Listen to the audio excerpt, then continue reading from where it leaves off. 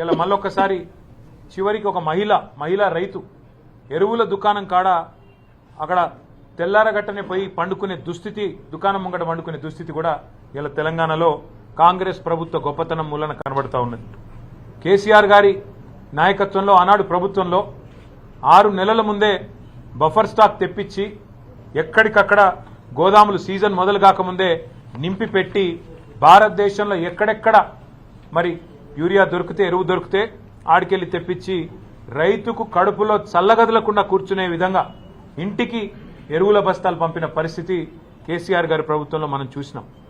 4 లక్షల మెట్రిక్ టన్నుల గోదాముల సామర్థ్యం ఉంటే మేము బాధ్యతలు చేపట్టినాడు రైతుకు మేలు జరగాలన్న ఉద్దేశంతో 24 లక్షల మెట్రిక్ టన్నుల సామర్థ్యానికి సంవత్సరంన్నరలోనే తీసుకొని పోయిన ఘనత కూడా కేసీఆర్ గారి ప్రభుత్వానికి. కానీ ఇప్పుడున్న కాంగ్రెస్ ప్రభుత్వం గోదాములున్నాయి, రైతు వేదికలున్నాయి, కష్టపడే రైతులున్నారు.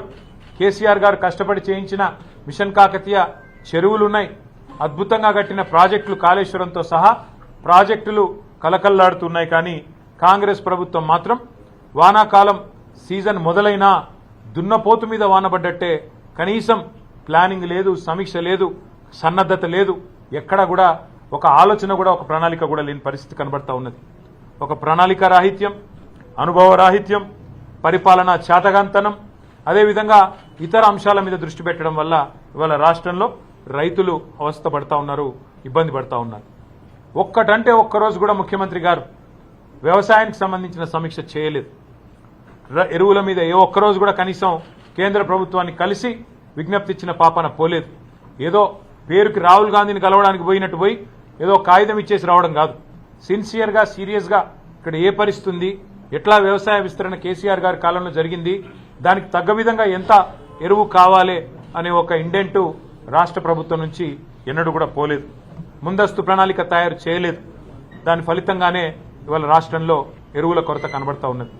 కేసీఆర్ గారున్న 10 ఏళ్లు ఎన్నడూ లైన్లు లేవు, ఎన్నడూ ఎరువుల కోసం కొట్లాడుకునే పరిస్థితి లేదు, పోలీసులను పెట్టి ఎరువులు పంచే దుస్థితి ఎన్నడూ లేదు.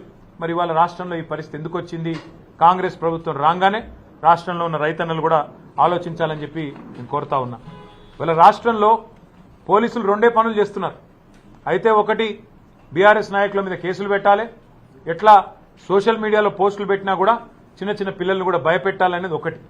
రెండోది ఎరువుల బస్తాల కాడ కాపలా కాస్తా ఉన్నారు. ఎక్కడ రైతులు తిరగబడి అధికారులను తంతారేమో అని చెప్పి ఎక్కడికక్కడ పోలీసులను పెట్టి పోలీసు పహారాలో ఎరువుల దుకాణాల దగ్గర మరి ఎరువులు పంచే దుస్థితిలో ఇవాళ ప్రభుత్వం ఉన్నది. వాస్తవం ఏంది అంటే రాష్ట్ర వ్యవసాయ శాఖ కానీ, మార్కెటింగ్ శాఖ కానీ, మార్కెట్ కానీ, రవాణా శాఖ కానీ, జిల్లా యంత్రాంగం కానీ వాటి మధ్యన సమన్వయ లోపం కూడా తీవ్రంగా కనబడతా ఉన్నది. ఎందుకంటే నడిపించే నాయకుడికి వ్యవసాయం మీద అవగాహన లేదు, అటు పరిపాలన మీద అవగాహన అంతకంటే లేదు. కాబట్టి మరి వచ్చిన యూరియా కూడా కనీసం పంచే పరిస్థితి కూడా కనబడతలేదు. అట్లాగే మరి ఇంకా దారుణం ఏంటంటే ఒకవైపు చాంతాడంత లైన్లు ఏ ఊరికి పోయినా కనబడుతుంటే, వేల మంది వర్షాల్లో కూడా లైన్లలో తల్లడిల్లిపోతుంటే ముఖ్యమంత్రి గారు మాత్రం రాష్ట్రంలో ఎరువుల కొరతనే లేదు, షార్టేజ్ లేనే లేదు, ఇదంతా కృత్రిమ కొరత, సోషల్ మీడియా సృష్టి అని పనికిమాలిన డైలాగులతో టైంపాస్ చేస్తూ ఉన్నారు తన జూబ్లీ హిల్స్ ప్యాలెస్లో కూర్చొని. క్షేత్రంలోకి వస్తే తెలుస్తుంది, ఊర్లు తిరిగితే, సొసైటీల కాడికి పోతే, రైతులను కలిస్తే దమ్ముంటే ఒక్కొక్క ముఖ్యమంత్రి కానీ, ఒక మంత్రి గారు కానీ రైతుల కాడికి పోతే వాళ్ళ పరిస్థితి ఏందో, వాళ్ళ బాధ ఏందో తెలుస్తుంది. నేను అభినందిస్తా ఉన్నా మా బీఆర్ఎస్ పార్టీ నాయకత్వం. చాలా చోట్ల వాళ్ళ క్షేత్రస్థాయిలో రైతులకు అండగా నిలబడుతున్నారు, ఎక్కడికక్కడ ధర్నాలు చేస్తున్నారు. పార్టీ పిలుపునివ్వకపోయినా ఎక్కడికక్కడ రైతుల కోసం స్వచ్ఛందంగా వారికి అండగా నిలబడ్డ బీఆర్ఎస్ నాయకత్వాన్ని నేను అభినందిస్తా ఉన్నా. ఊరూరా రైతులు ఆధార్ కార్డులు పెట్టి, వాటి మీద రాళ్లు పెట్టి, క్యూ లైన్లో చెప్పులు పెట్టి మరి రాష్ట్ర ప్రభుత్వానికి సిగ్గొచ్చే విధంగా ఇవాళ మీడియా ఆ దృశ్యాలు ప్రసారం చేస్తూ ఉంటే కాంగ్రెస్ ప్రభుత్వం అవి కనబడనట్టు, రైతుల ఆక్రందనలు వినబడనట్టు, రాష్ట్రంలో కొరత లేదు అని సిగ్గులేని మాటలు మాట్లాడుతూ ఉన్నది. మొన్నటిదాకా విత్తనాల కొరత, తర్వాత సాగునీటి సంక్షోభం, కరెంటు కోతలు మరొక వైపు, కొనుగోళ్ల లేమి మరొక వైపు, ఇప్పుడు ప్రస్తుతం ఎరువుల కొరత. ఈ కాంగ్రెస్ ప్రభుత్వం యొక్క నిర్వాహకం వల్ల రైతుల్లో ఇవాళ వాస్తవానికి ఆగ్రహావేశాలు కట్టలు తెంచుకుంటా ఉన్నాయి. తిట్టని రైతులేడు ఈ ప్రభుత్వాన్ని, తిట్టని రైతులేడు, శాపనార్థాలు పెట్టని మహిళా రైతులు లేరు, వారి కుటుంబ సభ్యులు లేరు. ఒక ఎకరానికి ఒక ఆధార్ కార్డు మీద ఒకటే బస్తా అని చెప్తుంటే ఇవాళ అవస్థలు పడుతున్న రైతులు, రైతు కుటుంబ సభ్యులు. మొన్న నల్లవెల్లి అనే ఊరు, మన పరకాల దగ్గర నల్లవెల్లి అనే ఊరు, ఆ గ్రామంలో మా మాజీ ఎమ్మెల్యే ధర్మారెడ్డి గారు చెప్పారు మాకు, ఒక రైతు తన భార్య పేరు మీద తన కొడుకు పేరు మీద ఉండే ఆధార్ కార్డులు కూడా తీసుకొని 3 బస్తాలు తీసుకున్నాడు. తీసుకుంటే నాన్ బెయిలబుల్ కేసు పెట్టి వాళ్ళ కుటుంబ సభ్యులే, వాళ్ళేం దొంగలు కాదు, వేరే వాళ్ళకి తీసుకురాలే, వేరే దొంగతనం చేయలేదు, నాన్ బెయిలబుల్ కేసులు పెట్టి ఇవాళ జైల్లో ఆ రైతును పంపిన దుర్మార్గమైన ప్రభుత్వం ఇవాళ రేవంత్ రెడ్డి గారి ప్రభుత్వం. ఇంత జరుగుతున్నా రేవంత్ రెడ్డి గారు మాత్రం పత్తా లేరు, కనీసం ఈ అంశం మీద మాట్లాడతలేరు. ఎక్కడ పోయిండో, ఏం చేస్తున్నాడో రేవంత్ రెడ్డి గారు, ఆయన ప్రభుత్వం చెప్పాలని చెప్పి నేను కోరుతా ఉన్నా. 24 గంటలు బురద రాజకీయాలు, బురద జల్లడం తప్ప రైతులకు పనికొచ్చే ఒక్క పని కూడా ఈ ప్రభుత్వం చేస్తలేదు అనేది వాస్తవం. ఇంకొక అనుమానం కూడా మాకుంది, కాంగ్రెస్ నాయకులే చాలా మంది చాలా చోట్ల బ్లాక్ మార్కెటింగ్ కూడా చేస్తున్నారనే అనుమానం కూడా మాకుంది. లేకపోతే ఇంత షార్టేజ్ రాదు. కేసీఆర్ గారు ఉన్నప్పుడు 10 ఏళ్ళు ఎన్నడూ ఒక్కరోజు కూడా రైతుకు అవస్థ ఉండదు ఎరువుల కోసం. కాంగ్రెస్ రాగానే ఎందుకు స్టార్ట్ అయింది ఇట్లా సడన్గా? బఫర్ స్టాకులు పెట్టుకునే విధానం కానీ ఇంకోటి కానీ ఆ నైపుణ్యం కానీ అధికారులకు ఉంది. అధికారులను పనిచేయనిస్తే వాళ్ళు బ్రహ్మాండంగా చేస్తారు. కానీ మా అనుమానం అయితే ఖచ్చితంగా ఈ బ్లాక్ మార్కెటింగ్ ఏదైతే జరుగుతున్నదో, ఇవాళ బ్లాక్ మార్కెట్లో ఎరువులు అమ్ముతున్నారో దాని వెనుక కూడా కాంగ్రెస్ వాళ్ళు ఉన్నారనేది మా అనుమానం. ఈ విషయంలో కూడా రైతులు అప్రమత్తంగా ఉండాలని చెప్పి కూడా మేము కోరుతా ఉన్నాం. ప్రైవేట్ కంపెనీల నుంచి మరి వాటికి లబ్ధి చేకూర్చి వాటి నుంచి భారీగా ముడుపులు దొబ్బాలన్న ఆలోచన ఏమైనా ప్రభుత్వానికి ఉందా? లేదా కాంగ్రెస్ నాయకుల దందాలు క్షేత్రస్థాయిలో జరుపుకునే విధంగా రేవంత్ రెడ్డి గారి అనుచరులు, కాంగ్రెస్ నాయకులు వాళ్ళేమన్నా ఈ బ్లాక్ మార్కెటింగ్ చేసి గోదాములలో దాస్తున్నారా? కృత్రిమ కొరత సృష్టించి రేటు పెంచి రైతును ఆగం చేసి మరి వారి దగ్గర ఎక్కువ డబ్బులు గుంజే ప్రయత్నంలో ఉన్నారా? ఇది కూడా తప్పకుండా రైతులు ఆలోచించాలి. ఇంకా ఘోరం ఏంటంటే, ఇక్కడ ముఖ్యమంత్రి ఏమో కొరత లేదు, ఆర్టిఫిషియల్ షార్టేజ్ అని ముఖ్యమంత్రి చెప్తాడు. కానీ కాంగ్రెస్ పార్టీ ఎంపీలేమో అక్కడ బీజేపీ ఏదో ఇస్తలేదు అని వాళ్ళు ధర్నా చేస్తూ ఉన్నారు. అంటే ఎవరిది డ్రామా అయినా ఇద్దరులా? ముఖ్యమంత్రి ఆడుతున్నది డ్రామానా, కాంగ్రెస్ ఎంపీలు చేస్తున్నది డ్రామానా? ఏది డ్రామానో కూడా రైతులు ఆలోచించాలని చెప్పి నేను కోరుతా ఉన్నా. 51 సార్లు రేవంత్ రెడ్డి గారు ఢిల్లీ పోయారు. 51 సార్లు పోతే కూడా ఈయన ముఖం చూసి కనీసం 51 బస్తాల ఎరువులు కూడా ఇవాళ కేంద్ర ప్రభుత్వం మంజూరు చేయలేదు. ఇంకా ఘోరం ఏంటంటే, ఇవాళ రాష్ట్రంలో గ్రామాలలో పుట్టినరోజు బహుమతులుగా ఎరువుల బస్తాలు ఇచ్చుకునే దుస్థితి వచ్చిందంటే ఇంతకు మించిన సిగ్గుచేటు ఒక ప్రభుత్వానికి ఏది ఉండదు. ఇంకొక మాట కూడా అడగాలి ఈ సందర్భంగా. రాహుల్ గాంధీ గారు, కేంద్ర నాయకత్వం, కాంగ్రెస్ పార్టీకి సంబంధించిన నాయకత్వం, ఖార్గే గారు ఎన్నికల ముందు వస్తారు, డిక్లరేషన్లు అంటారు.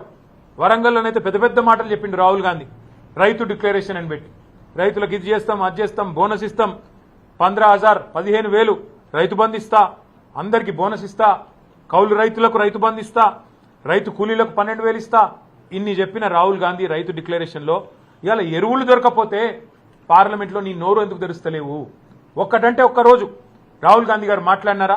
ఎరువుల కొరత మీద ఎందుకు కేంద్ర ప్రభుత్వం సహకరిస్తలేదని చెప్పినరా? ఇది ఒక్క మాట కూడా అడగలేకపోతే కేంద్రంలో ఉండే కాంగ్రెస్ పార్టీ ప్రధాన ప్రతిపక్ష నాయకుడు కానీ అట్లాగే 8 మంది ఎంపీలు కానీ మీరు ఎందుకున్నారు అని ఇవాళ తెలంగాణ రైతులు అడుగుతా ఉన్నారు. 10 ఏళ్లలో లేని సమస్య, 10 ఏళ్లలో రాని సమస్య, 10 ఏళ్లలో రాని కొరత ఇవాళ సడన్గా ఎందుకు వచ్చిందని చెప్పి మేము రాష్ట్ర ప్రభుత్వాన్ని అడుగుతా ఉన్నాం. అట్లాగే మీరు రాష్ట్రంలో ఉన్న పరిస్థితులు ఇవాళ వ్యవసాయ రంగంలో ముఖ్యంగా ఇవన్నిటినీ మీరు దాచిపెట్టి కావాలని పంటలు ఎండబెట్టే విధంగా కన్నెపల్లి పంపు మోటార్లు ఆన్ చేయకుండా కిందికి నీళ్లు పోతా ఉంటే శ్రీశైలం నుంచి పైన మరి పాలమూరులోని చెరువులు నింపేదానికి అక్కడ మోటార్లు ఆన్ చేయకుండా రాష్ట్రంలో ఎక్కడ కూడా చెరువులు నింపడానికి ప్రయత్నం చేయకుండా కిందికి నీళ్లను పంపే పరిస్థితి ఏదైతే ఉన్నదో ఇది రాష్ట్ర రైతాంగం మొత్తం కూడా చూస్తూ ఉన్నది.